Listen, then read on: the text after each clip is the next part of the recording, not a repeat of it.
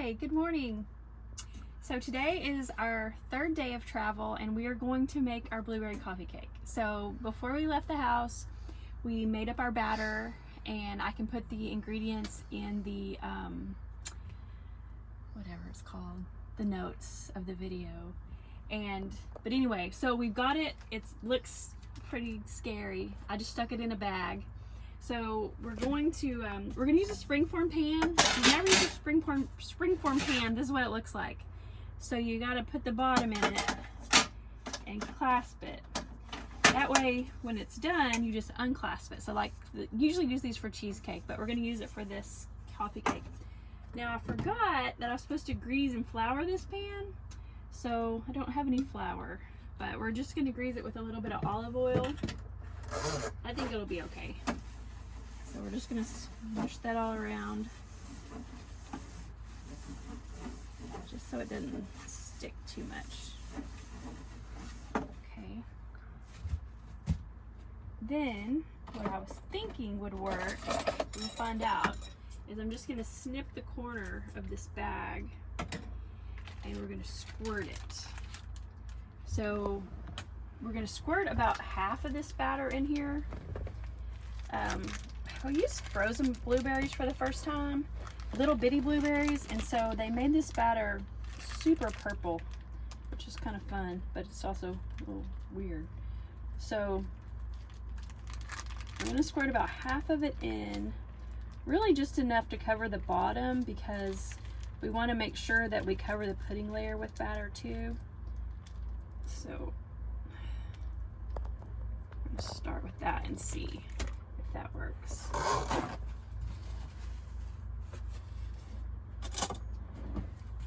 So we're going to spread it around.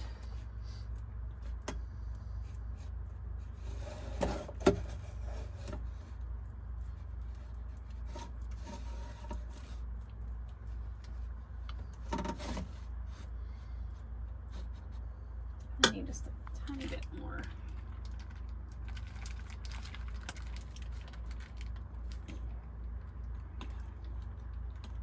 It's kind of messy. Okay. So you just want to cover the bottom. You kind of want a little ridge around the edge, which is kind of hard to do because it's not a very deep layer, but you just want to hold the pudding in. Okay, so now we've got some lemon pudding that we made. So we made it just Jello pudding, but we only use, instead of 2 cups of milk, we use 1.5 cups. So it's thicker. I think that might be part of the trick. So we're just going to spread that in there. I really want to just eat it out of this container, but I'm not going to in front of anyone.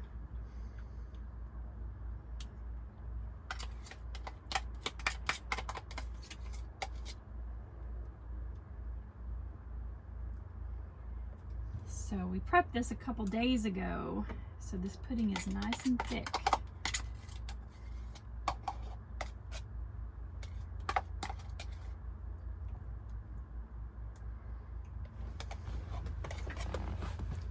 Okay, so that's what it looks like.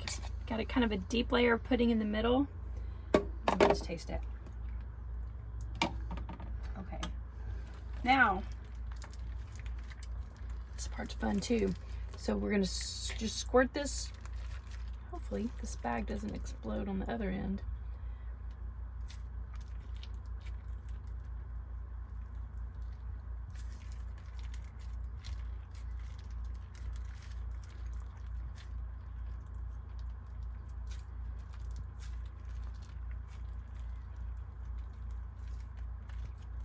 We're basically just trying to sandwich that layer of pudding in between 2 layers of coffee cake.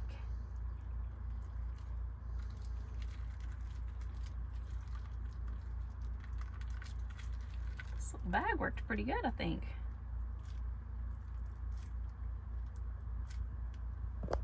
It's super purple. Oh, okay. All right.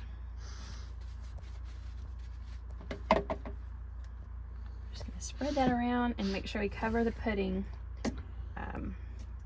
so that when it bakes, it stays in the middle of the cake.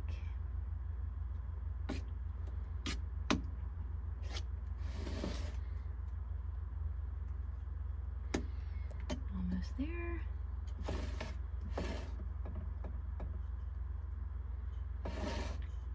It's working pretty well, I would say.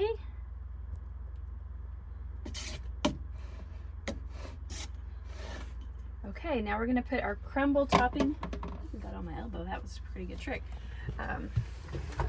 We made a crumble topping, which is just like butter, flour, there's some cinnamon in here. I think there was some sugar too. I'll put that in the description for the video. Okay, so you're just gonna kind of cover it all with this.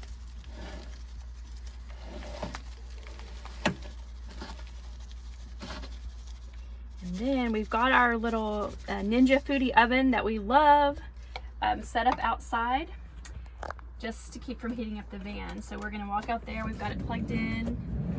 We're gonna put this in, actually, and we're gonna cook it for about 30 minutes and then we'll let you see it when we're done. Okay, so it's been about 55 minutes. Once I looked at the recipe, I realized it takes about an hour. So we cooked it for 55 minutes in our little Ninja Foodi, and it got a little dark streak here on the top where it rose and touched the top of the oven, but I don't think it's any big deal. So we're gonna see how well our olive oil worked. Oh yeah, that didn't stick too bad. Okay. Now the true test is to see if you can see the pudding when we cut it. So, nothing. I have spatulas.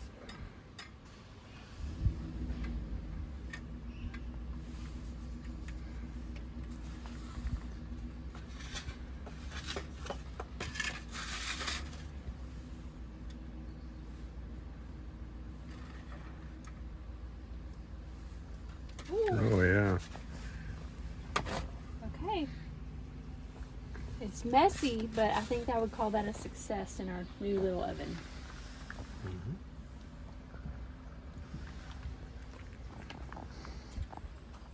Okay, let's eat.